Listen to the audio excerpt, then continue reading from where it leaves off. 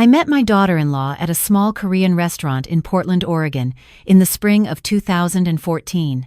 I was 60 years old, recently retired from 35 years of teaching elementary school. My son David had called me that morning, nervous excitement in his voice. "Mom, I want you to meet someone really special." Ji-hye was beautiful, 28 years old, with long black hair and a quiet smile that didn't quite reach her eyes. She worked as a dental hygienist at the practice where David had just started as an associate dentist. They'd been dating for 8 months, he told me, and he was planning to propose. My husband Richard squeezed my hand under the table. He'd always been better at reading people than I was. But that day, I chose to see only what I wanted to see. My son was in love. He was happy. That was enough. They married that fall in a small ceremony. Ji-hye's parents flew in from Seoul. Her mother, Mrs. Kim, wore traditional hanbok and spoke almost no English. Her father was quiet, formal, shaking hands with everyone but saying little. Throughout the reception, I noticed Ji-hye and her mother speaking rapidly in Korean, their heads bent close together. When I approached, they would pause, smile at me, and switch to English. "Your son is very handsome," Mrs. Kim said through Ji-hye's translation. "You raised him well." I thanked her, trying not to feel like an outsider at my own son's wedding. The first year of their marriage was busy. David was working long hours at the practice. Ji-hye was studying for her nursing degree at Portland State. I saw them maybe once a month for Sunday dinner. Richard and I would cook, and they would come over to our house in Northeast Portland, the house where David had grown up. It was during those dinners that I first noticed the pattern. Ji-hye would answer her phone, speak rapidly in Korean, then hang up. "My mother," she'd explain with a tight smile. Or she and David would be talking, and she'd switch to Korean mid-sentence when her phone rang. "David was learning Korean," she told us proudly. "He'd been taking classes." "That's wonderful," I said. "Maybe you could teach Richard and me someday." She laughed, but there was something sharp in it. Korean is very difficult language for English speakers. Takes many years to learn. I let it go. I believed her because I wanted to believe. In 2016, they announced Ji-hye was pregnant. I cried with joy. My first grandchild. Richard and I bought a crib, painted the spare bedroom, accumulated stuffed animals and tiny clothes. Ji-hye's mother flew in for the birth and stayed for 3 months. That was when I first felt truly excluded from my own family. Mrs. Kim would come to our Sunday dinners now. She and Ji-hye would sit together on the couch, speaking Korean in low voices. Sometimes they would look at me, and Mrs. Kim would say something, and Ji-hye would shake her head and respond. I didn't need to speak Korean to understand the tone. It wasn't kind. When I asked David what they were talking about, he'd shrug. "Oh, just Korean stuff. Mom things. Ji-hye's teaching me, but it's hard to follow when they talk that fast." My grandson was born in August 2016. They named him Lucas. He was perfect. 10 fingers, 10 toes, my son's nose, and Ji-hye's dark hair. I held him in the hospital and felt a love so fierce it frightened me. But Ji-hye controlled access to Lucas like a gate. Every visit had to be scheduled. Every schedule could be canceled. "Lucas needs his routine," she would say. "Korean babies need strict schedule." When I offered to babysit, she'd smile and say, "Thank you, but my mother helps." Mrs. Kim had moved to Portland by then, living in an apartment Ji-hye and David had helped her rent. She was there every day, at their house, with my grandson. I swallowed my hurt. I told myself this was normal. She was a new mother. She wanted her own mother close. It had nothing to do with me. Then Richard died. It was sudden. A heart attack in February 2019. He was 66 years old. We'd been married for 41 years. One morning he was drinking coffee and reading the newspaper. 3 hours later, he was gone. David was devastated. He'd been close to his father. They'd gone fishing together every spring, watched every Blazers game. At the funeral, David cried against my shoulder like he was 8 years old again. Ji-hye stood apart, holding Lucas, now 2.5. She was respectful, quiet, but I saw her on her phone during the service, texting. At the reception afterward, I heard her speaking Korean to her mother. They were in the kitchen. I was in the hallway, carrying plates. Mrs. Kim said something, and Ji-hye laughed. At my husband's funeral reception, I stood there, frozen with a stack of dirty plates, and something inside me shifted. That night, alone in the house that was now too big and too empty, I made a decision. I opened my laptop and typed, "Learn Korean online." I told no one.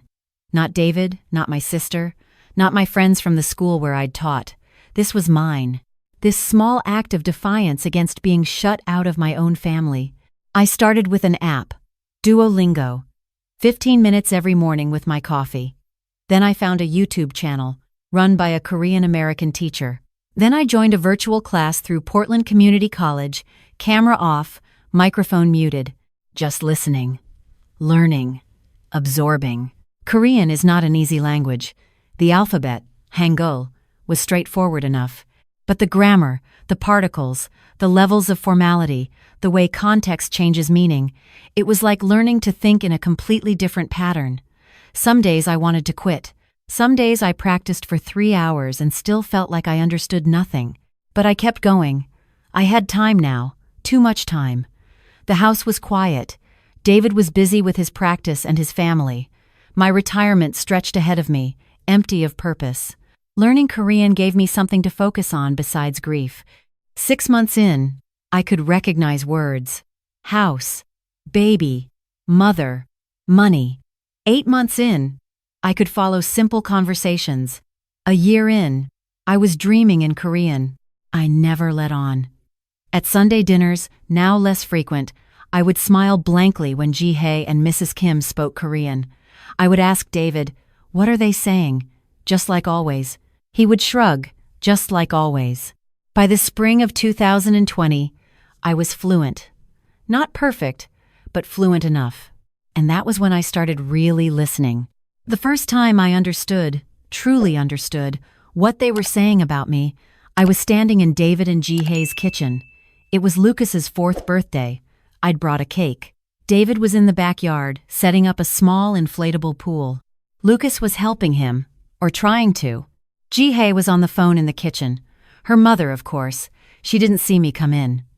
I stood in the doorway, holding the cake, and I listened. "She brought another American cake," Ji-hae said in Korean, "with too much frosting. Lucas won't eat it. He likes the rice cakes better." Mrs. Kim's voice came through the speakerphone. "She tries too hard. It's pathetic." Ji-hae laughed. She asked again if she could take Lucas to the zoo.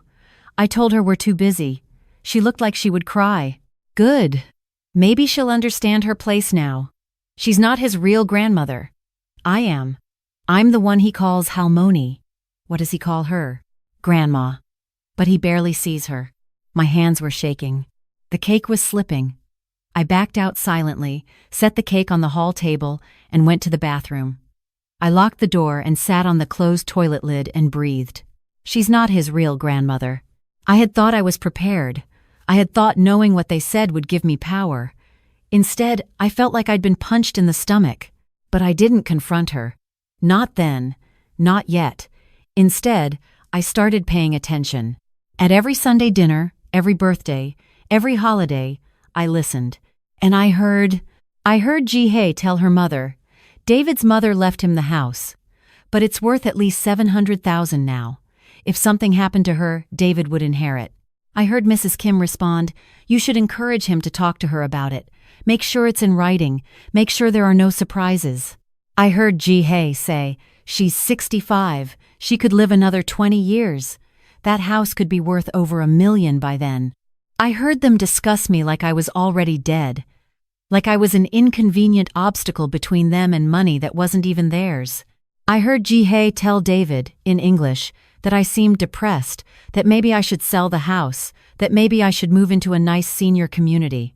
"It's too much house for one person," she said, her hand on his arm. "And Mom, you seem so lonely there. Wouldn't it be nice to have neighbors, activities?" She said this with concern in her voice. With love, even. And David, my sweet son who'd never been good at seeing manipulation, nodded. "She's right, Mom. Maybe it's time to downsize. You could buy a condo, have some money left over for travel." "I like my house," I said firmly. "Your father and I bought it together. I'm not ready to leave." Ji-hae smiled. "Of course. It's your decision. We just worry about you." But I'd heard her on the phone later that night in Korean. She's stubborn. We'll have to try another way. I started documenting. Every conversation I overheard, every date, every time, every word, I filled notebooks. I recorded some of it on my phone, pretending to be checking messages while they talked. I learned that Ji-hae had credit card debt, a lot of it. She'd been shopping, expensive things, hiding the bills from David. I learned that her mother's apartment wasn't being paid for by her mother's pension, as they'd told David, but from a joint account, Ji-hae had convinced David to open for emergencies. I learned that Ji-hae had encouraged David to take on more patients, to work longer hours, to grow the practice. Not because she supported his career, but because she wanted the income. She would tell him, in English, how proud she was. Then tell her mother, in Korean, the more he works, the less he notices what I do. I learned that she'd been telling Lucas I was too old to keep up with him, that Halmoni was more fun, that Grandma got tired easily. Lucas was 4. He was starting to believe her. I learned, most devastatingly, that she'd told David I'd been upset Ji-hae was pregnant, that I'd said something about them being too young, too unprepared. I had never said that. I'd been nothing but supportive. But David believed her. He'd pulled away from me that first year of Lucas's life because he thought I disapproved. It was a lie. A calculated lie. And it had cost me time with my grandson I could never get back. I sat with this knowledge for months, through 2021, 2022, 2023. I listened. I documented. I watched my daughter-in-law smile to my face and poison my relationship with my son behind my back. Why didn't I say something sooner? Because I was afraid. Afraid David wouldn't believe me. Afraid he'd think I was jealous, bitter, a difficult mother-in-law. Afraid I'd lose him entirely. So I stayed quiet. And I planned. In the spring of 2024, everything came to a head. I was 67 years old.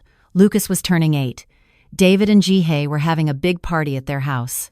Family friends from the practice, parents of Lucas's school friends. I came early to help set up. Mrs. Kim was already there, of course. She and Ji-hae were in the kitchen, and I was carrying folding chairs from the garage. I paused outside the kitchen window. They couldn't see me, but I could hear everything. She looks older, Mrs. Kim said in Korean. Tired. She's almost 70, Ji-hae replied. Maybe we should encourage David to have her see a doctor, get some tests done. You know, memory tests. My blood ran cold. Mrs. Kim laughed. Make her seem incompetent? That's smart. Then David would have to make decisions for her. I've already mentioned to him that she's been repeating herself, that she forgot Lucas's birthday last month. I hadn't forgotten. I'd been told the wrong date. I'd shown up a week late with presents, confused, and Ji-hae had given me that pitying look. Oh, Mom, I told you last week it was the 16th. Don't you remember? She'd told me the 23rd. I had it written down. If she's declared incompetent, David becomes power of attorney, Ji-hae continued. And then the house isn't a problem anymore, Mrs. Kim finished. They were plotting to take my home, to take my autonomy, to make my own son think I was losing my mind.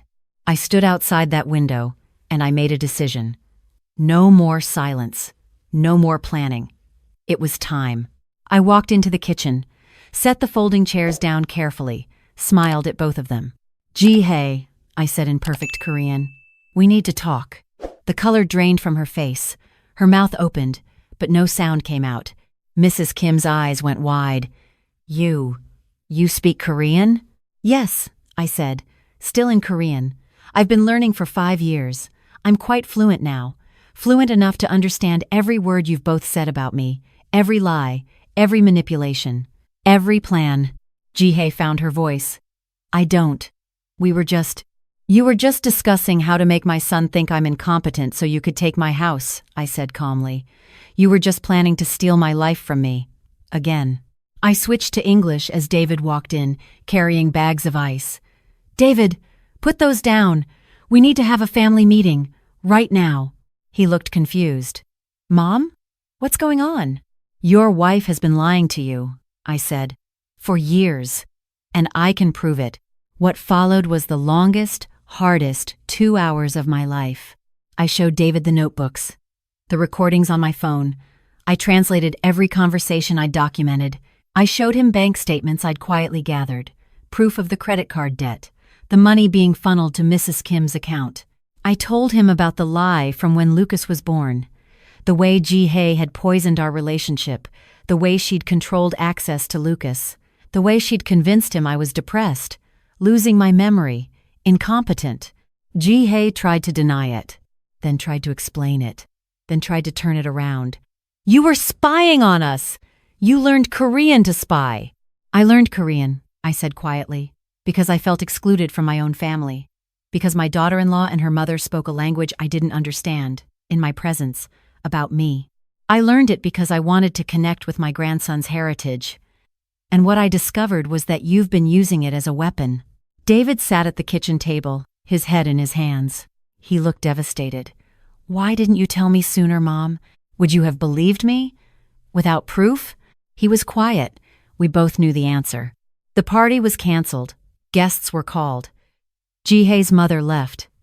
Ji-hye locked herself in the bedroom. David and I sat in his living room, and I told him everything. Not with anger, not with vindication, just with truth. "I'm not trying to break up your marriage," I said. "That's not my goal, but you deserve to know who you married. And Lucas deserves grandparents who love him, not who view him as a tool for inheritance." David cried. My strong, successful son, who'd become a dentist, who'd built a life, who'd tried so hard to make everyone happy. He cried like his father had died all over again. "I'm so sorry, Mom," he said. "I'm so sorry I believed her. I'm so sorry I pulled away." "I know," I said, "but we can fix this, if you're willing to try." It's been 8 months now. David and Ji-hye are in marriage counseling. She's admitted to the lies, some of them. She's claimed it was cultural misunderstanding, stress, her mother's influence.